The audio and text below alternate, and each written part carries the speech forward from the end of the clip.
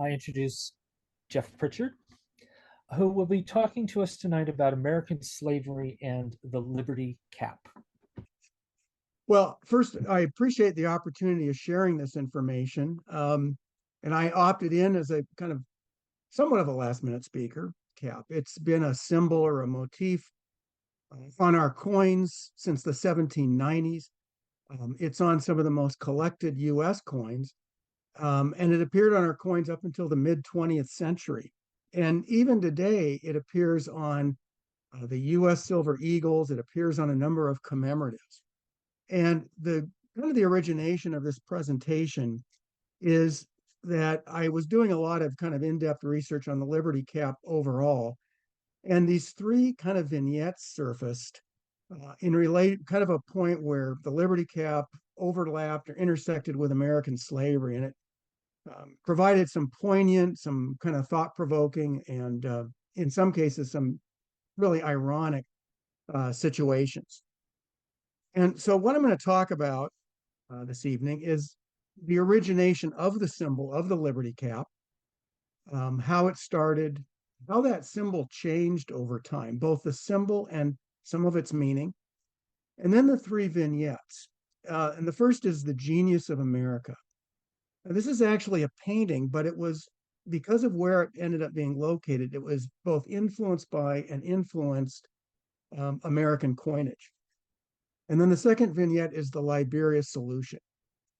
And this is a situation in which US slavery not only spawned a new country, but then that country used the Liberty Cap on their coinage for almost 100 years. And lastly, what I call numismatics' greatest irony. And it really needs to. Involves the Confederacy and the Civil War. And it's really a series of cascading disconnects that are so they're almost laughable if they weren't connected to slavery and the Civil War. So, every society at one time or another throughout time has had slavery. And this story starts a little over 2,000 years ago in about 200 BC. At that time, when a Roman slaveholder wanted to willingly free one of their slaves, it required a ceremony called manumission. And this was held at the Temple of Feronia. And at the height of the ceremony, the slave was touched with a rod or a staff called a vindicta. And at that moment, the slave was now free. In recognition of this newfound freedom, the slave's head was shaved, and upon it was placed a small white woolen cap, kind of a firm cap called a peleus. Those two symbols, the peleus and the staff, became synonymous with liberty. And in portraying liberty, or in Roman times, libertas, she was also often accompanied with that staff and with the Liberty Cap, the peleus. But it wasn't very long before that symbolism was usurped to represent freedom from political tyranny or even freedom from religious oppression. This is a denarius of Caius Cassius in 126 BC. And you can see that the chariot driver is holding both the vindicta, the staff, as well as the peleus, the Liberty Cap. And in this specific instance, this is representing political protection for the populace, freedom from political tyranny. Probably the most famous and certainly one of the most valuable examples of the peleus of the Liberty Cap representing freedom from political tyranny is, of course, the Brutus denarius. Now, these were commissioned between 42 and 43 BC by both Brutus and Cassius, the two main instigators of Julius Caesar's assassination in 44 BC. And on the obverse of the coin, you have Brutus's portrait. And on the reverse, you have the two drawn daggers, which of course are representing the assassination of Caesar. And in between is the peleus, the Liberty Cap. This was done to either commemorate or, in some feel, rationalize the assassination of Julius Caesar. Interestingly, the general, from what I've read, the general population of Rome was not all that pleased with the assassination. And there was riots, and both Brutus and Cassius had to flee the city for their own personal protection. Um, this particular coin, there's about 100 known to exist. They're highly prized by collectors. They sell for mid to upper six-figure amounts. Now, there's a quick side note. There's also a golden version of this. This is much lesser known, whereas the silver denarius, Brutus denarius, was intended for circulation. The gold version, of which there's only 3 known, was intended as sort of a specimen piece for officials. And this particular coin was prominently in the news earlier this year because it was exported, if you will, from Greece, where it had been held. It was auctioned in 2021 for a little over $4 million. And then subsequently, they discovered that the coin dealer who had gotten it out of Greece had done it under a false or fraudulent provenance or pedigree. It was since returned to Greece. The coin dealer is currently in jail. I guess he smuggled out a number of other coins as well, but this was prominently featured in the news. But the Libertas, with the Liberty Cap and the staff of manumission, appeared periodically on the Roman coinage. This is the Lagabellus denarius from about 220 AD. This is another example, a Roman coin with, again, Libertas and the Liberty Cap and the staff. And the last known appearance of the Liberty Cap on Roman coinage was in 275 AD. And after that, there was nothing. There was a 1,200-year gap between the time the Liberty Cap appeared on Roman coinage to where it next appeared. I hope you guys like that dramatic, dark thing I did. Anyway, it next appeared in 1552 on a French medal dated 1552, and it was commemorating Henry II's France's victory over Charles V of Germany. And I think with over 1,000 years between the appearance, we can give the artist a little license there. But you can see it really reflects the Brutus denarius with the 2 upraised swords and the engraver's impression of what a Palais or a Liberty Cap was supposed to look like. This was commissioned by Henry II to promote himself as a benevolent liberator and a protector of Christianity. So if we move forward a couple hundred years, as far as the symbols first really have any impact on U.S. coinage. This is a medal I think all of you are probably very familiar with, the Libertas Americana, commissioned by Benjamin Franklin and done in 1783 by the French medalist Augustin Dupre. And here you have the flowing hairstyle Liberty, which again was very influential on our earliest coinage. And over her shoulder is the staff, the Vindicta, and on it is the Palais, the Liberty Cap. Now notice that the Liberty Cap engraved here is hard or firm, not pliable at all. And it was during this period, sort of in the 1790s, that style of Liberty Cap changed to what's called the Phrygian style Liberty Cap. And this was, I guess, popularized, if you will, during the French Revolution. This is a Roman frieze of about 125 AD of a Phrygian style Liberty Cap. And you can see it's tilted forward in the front. It's a softer, more pliable style Liberty Cap. And again, it really became an international icon during the French Revolution when the revolutionaries donned this cap.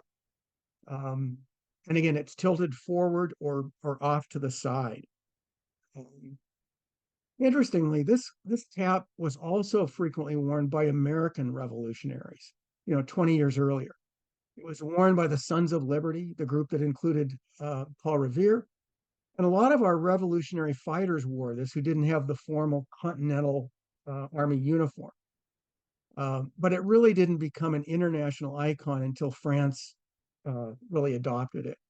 And I guess that's because they had a better PR firm or something. Um, so that brings us to our first vignette. Um, and this occurs in 1792 in Philadelphia. The Library Company of Philadelphia, which was formed in 1731 by Benjamin Franklin, it had moved to new facilities in 1790. And a kind of a self-promoting artist by the name of Samuel Jennings, whose family grew up and lived in Philadelphia, he was residing in London. He heard about this and he proposed that he would do a large painting for the library for public display. And after some back and forth, the library, the committee approved him doing a painting. But the committee was dominated by Quakers, and they had three themes they wanted. This isn't the painting, I'll show it to you in a second. They had three themes they wanted that painting to include. The first one was, in order of priority, was to show off their lending library. The library company was a for-profit entity, and so they wanted to, help their shareholders and get more lending. The second element was patriotism. New country, that certainly made sense. But the third theme was abolitionism. Again, this library committee was dominated by Quakers. In fact, Pennsylvania is where the U.S. abolitionist movement really started because of the high concentration of Quakers. And the resulting picture is considered the first allegorical anti-slavery painting done by an American artist. And the resulting work is about a 5 foot by 6 foot piece. And it actually has two titles. It was painted in 1791, delivered to the Library Company of Philadelphia in early 1792. The two titles it has is Liberty Displaying the Arts and Sciences, or The Genius of America Encouraging the Emancipation of the Blacks. Now, the reason this had influence is because this was going to be prominently displayed in one of the kind of the epicenter of Philadelphia, seen by all the city's intelligentsia. And you have to remember, at this time, between 1790 and 1800, Philadelphia was the capital of the United States. Also, a month later, from the time this was delivered, the Coinage Act of 1792 was passed. The mint is in 1792. So the painting has a lot of influence beyond what you might expect. The committee requested three specific images be included in this painting. The rest was up to Jennings. The first and most obvious was to include the goddess Liberty with the staff of manumission and the Liberty Cap. And you'll notice the Liberty Cap in this painting is the softer, flexible Phrygian style Liberty Cap. The committee also asked Jennings to include pictures of African Americans in a pose of, quote, ease and joy.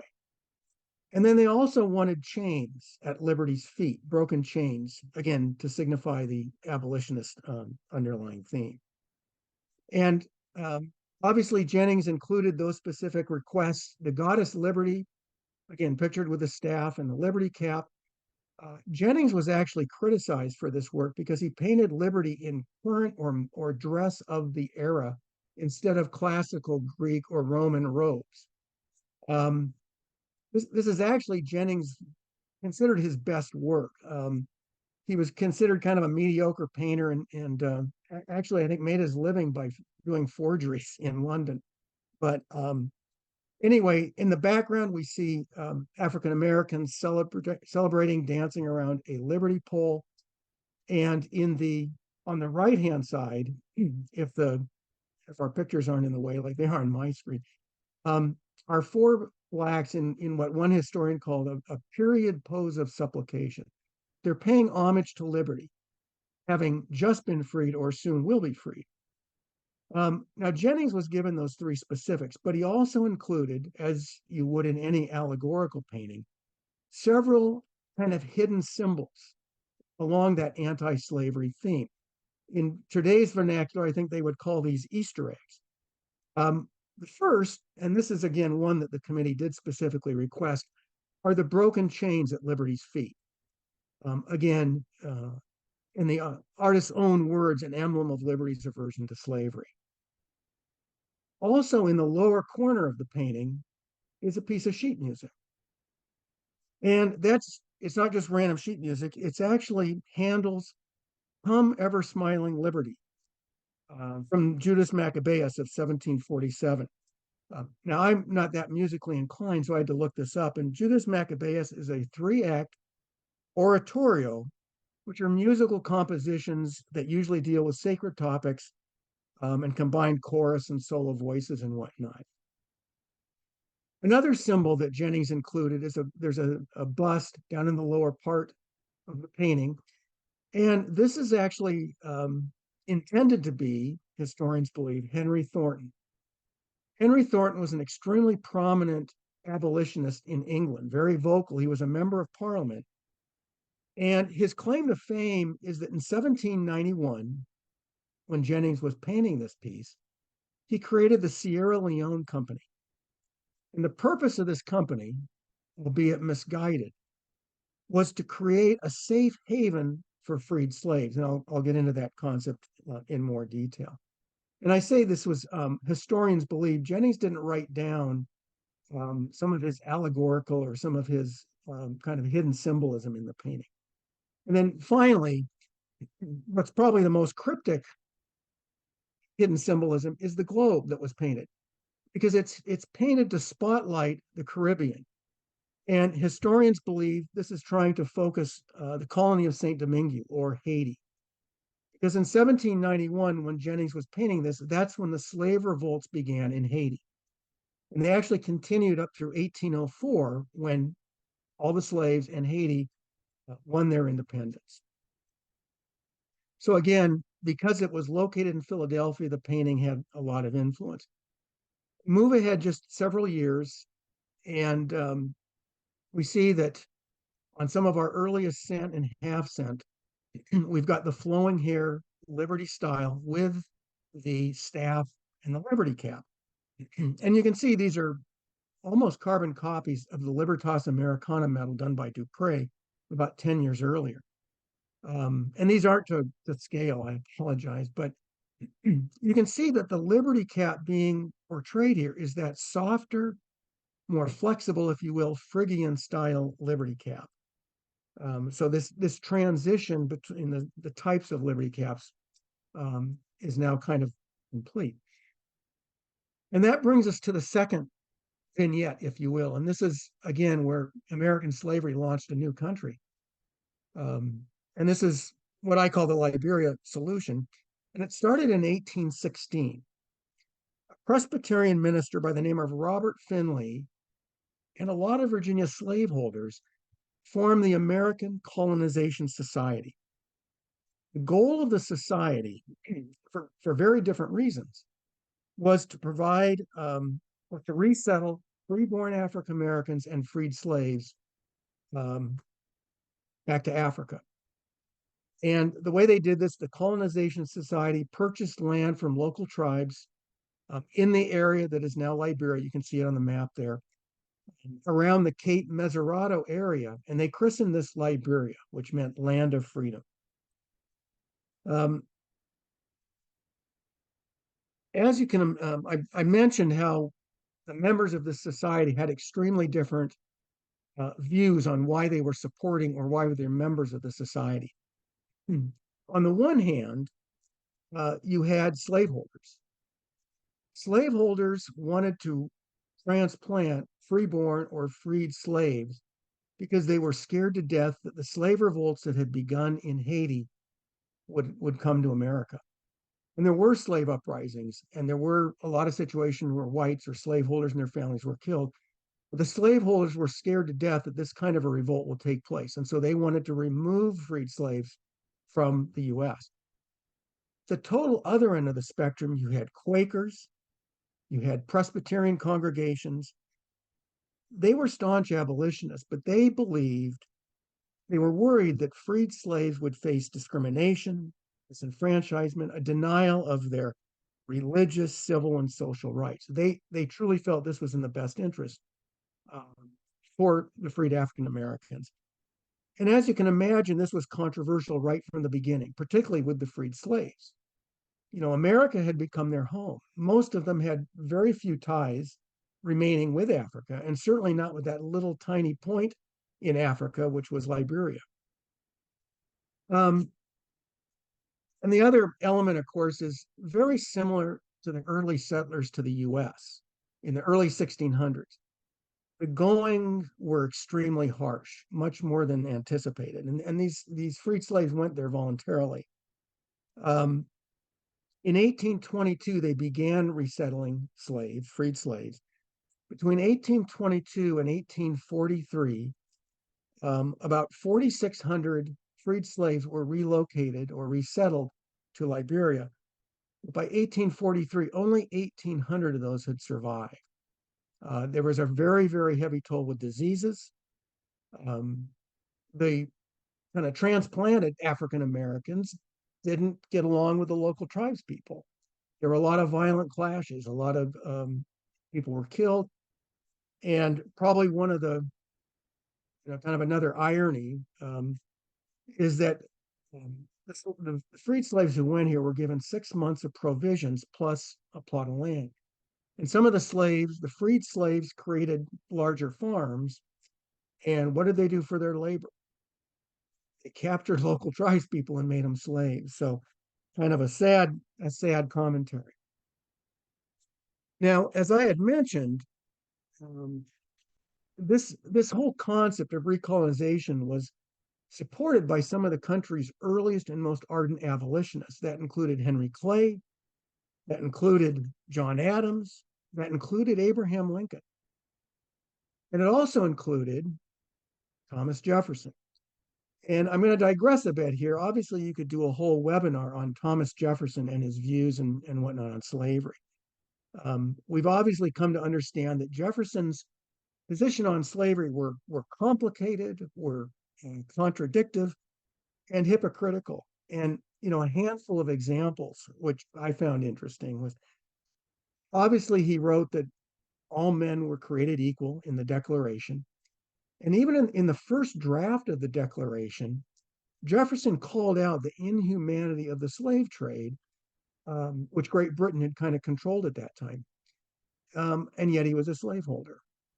In 1784, Jefferson proposed legislation to the Virginia State House that would have eliminated slavery in the state of Virginia by the year 1800. And yet he never expended any political capital or made any great effort for the passage of that law. And finally, several years before his death, he wrote about both the necessity and the righteousness of emancipation. And yet, even on his deathbed, he never freed his own slaves. But the reason I call this out is in 1781, he wrote the Notes on the State of Virginia. These were essentially personal musings on a wide range of subject matter, including the whole concept of recolonization freed slaves. And this was published in 1785. Jefferson actually didn't want this published because he was concerned his views would be viewed too moderate in regard to slavery. But he wrote that it would be exceedingly difficult to retain and incorporate the blacks into the state because white prejudice and black memories of past wrongs would lead to disorders. And I digress and highlight those 8 words because it's sort of a sad reflection that here we are 250 years later, I don't know, 10 or 12 generations later, and yet as a society, we still struggle to resolve these two kind of opposing dynamics. Anyway, I digress. Back to numismatics. So in 1847, the American Colonization Society, after supporting Liberia financially for 25 years, contacted then Governor Roberts, who was the first Black governor of Liberia, essentially telling him, we cannot financially support you any longer. You're on your own. Roberts subsequently declared Liberia an independent republic, and that was on July 26, 1847. You can certainly see some similarities in the flag. Roberts was also elected the first president of Liberia. So they needed coinage. I know you guys were wondering if I was ever going to get to coinage. So they contracted with the private Soho Mint in Birmingham, England, for the coinage. And you can see on the obverse is Liberty with the Liberty Cap, the Phrygian style Liberty Cap. And the star on that Liberty Cap is representative that Liberia was the first independent republic on the continent of Africa. The reverse has the palm tree. Now, this was a very familiar symbol used on coinage throughout West Africa in this period and before.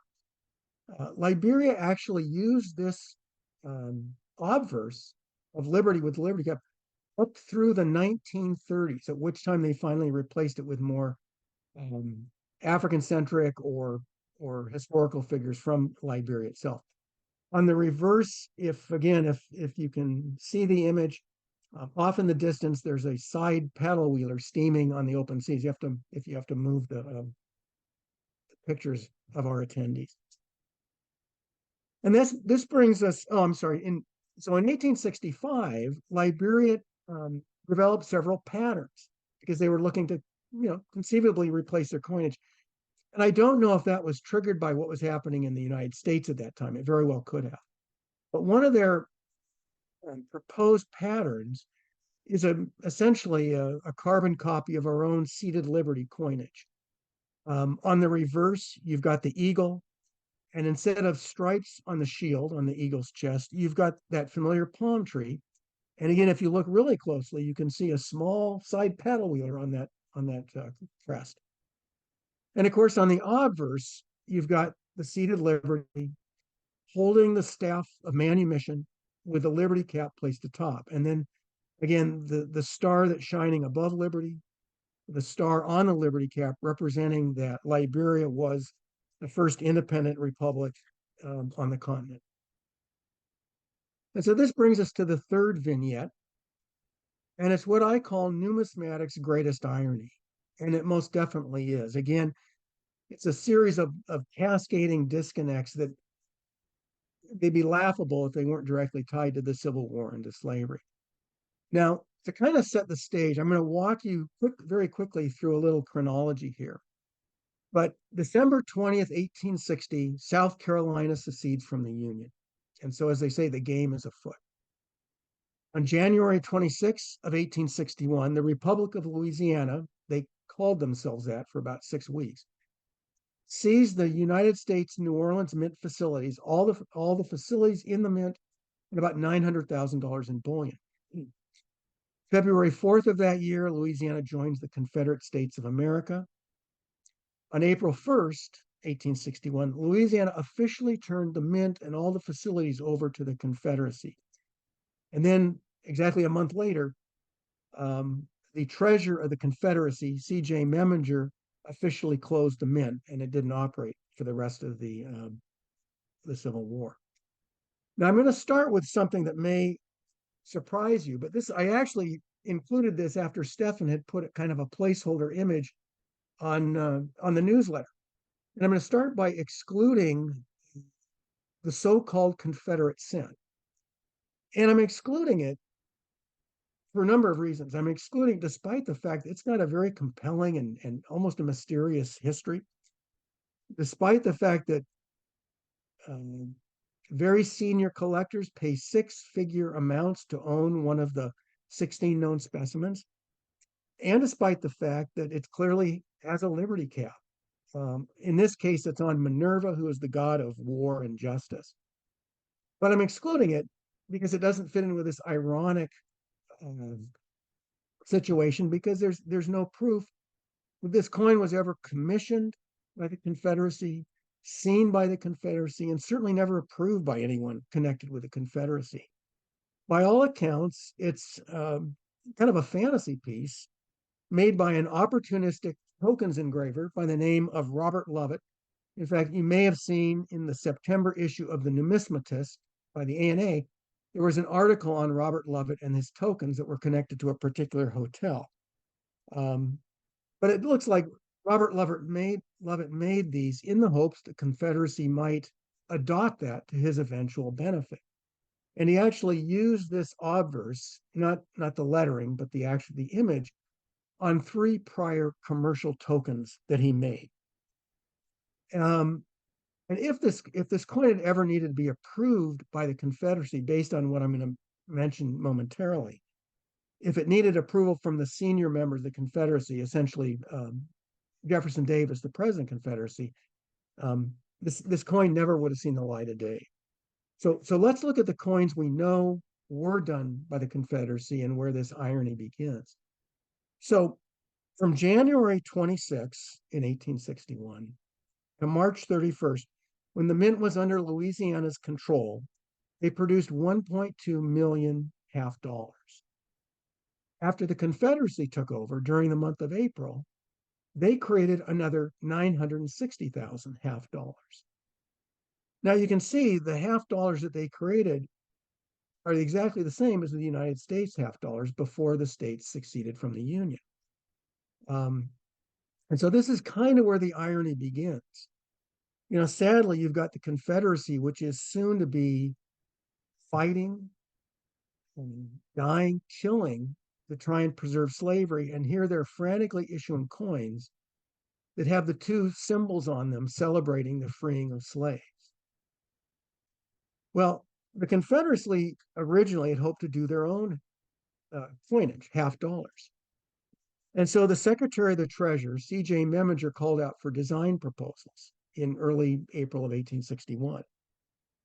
And the design that Memminger selected kind of adds to the irony. First is the obverse of the coin. Well, Memminger had essentially selected a coin that could use the same obverse as the United States half dollars. Now, the reason for that was really practicality. In these days, all the dies were made in Philadelphia, and then they were shipped to the branch mints, be that Dahlonega, Charlotte, or in this case, New Orleans. So there were no experienced coin engravers or die sinkers in the South. So selecting this obverse design would allow Memminger, or the mint, to continue using the U.S. dies. The reverse of the coin is where the kind of the irony continues, because the reverse was specifically designed by the Confederacy. And you can look at the design that Memminger selected, and it's in the center, it has the shield with 7 stars and 7 stripes. And this represents the 7 states that at that time had seceded from the Union. Eventually, there would be 11. On the left-hand side, you have the cotton blossoms. And on the right, and I've seen it referred to both wheat or sugar, but you have that on the right. It plainly featured at the top of the shield is the staff, the Vindicta, with a liberty cap atop of it. Now, there were 4 of these patterns made. But before any more could be made, or before the pattern could be approved, Memminger was forced to close the mint. And there's some discussion about why. I think the most recent research is that the Northern blockade was so effective in blockading international trade from the Confederacy's ports that they had no need for hard currency or specie.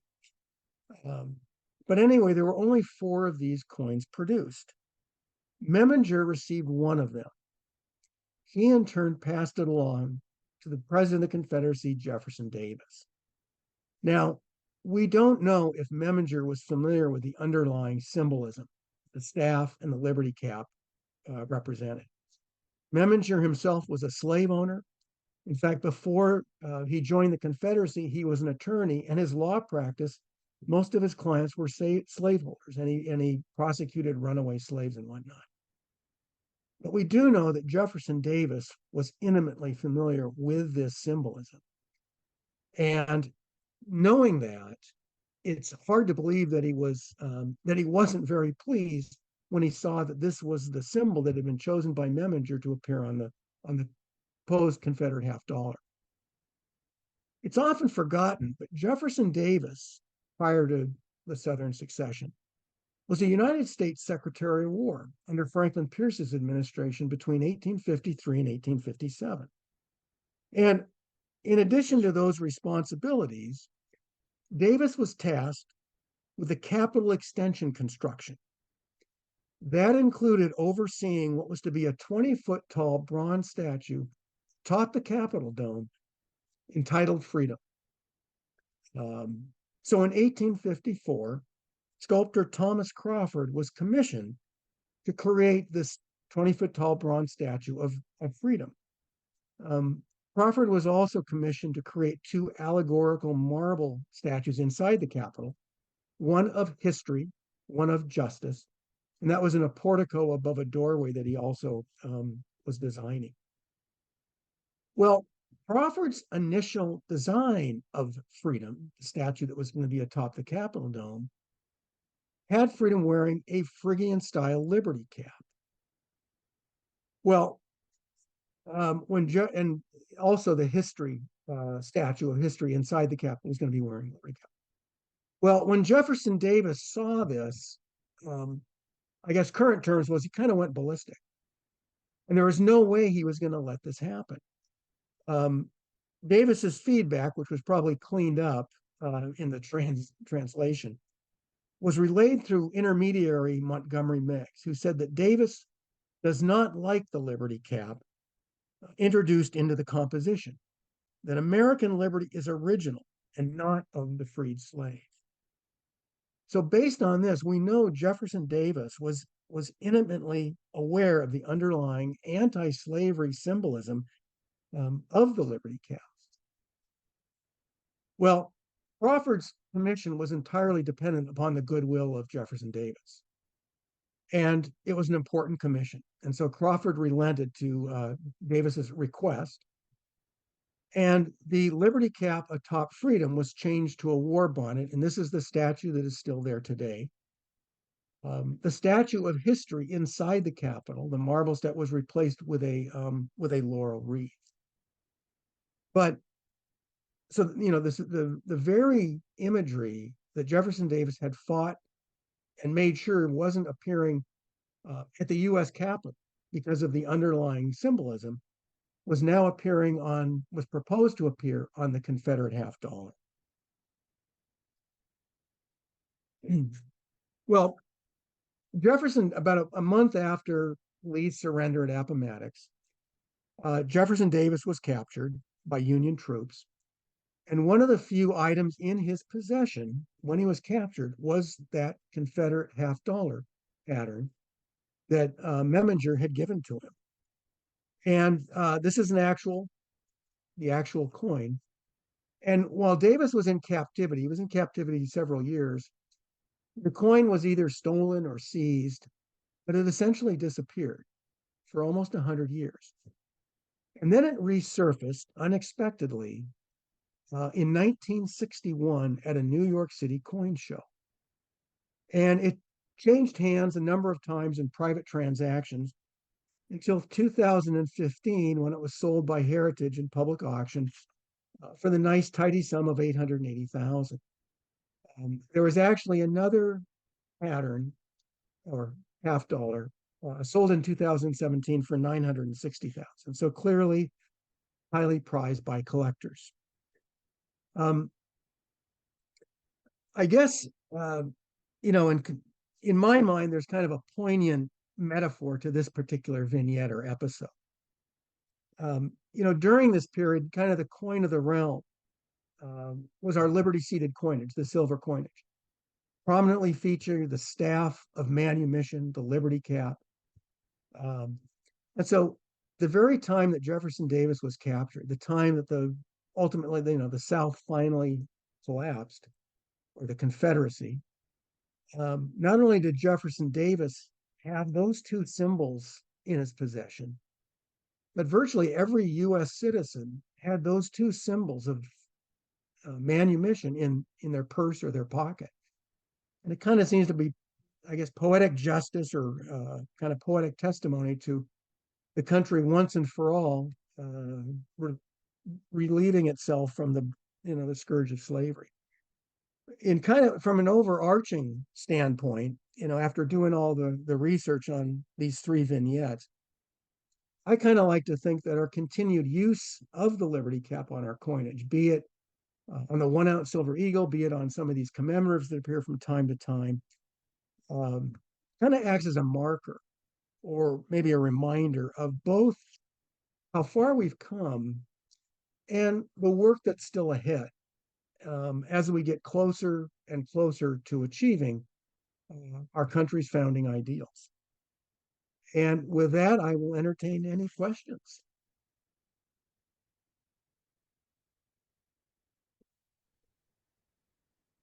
Very nice presentation, Jeff. Oh, Thoroughly enjoyed it. Thank you very much.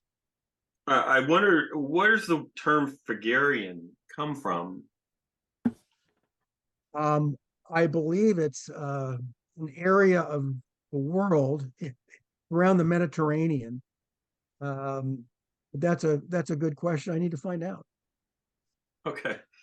And also I had a comment that Meminger looks suspiciously like my favorite Martian, Ray Walston.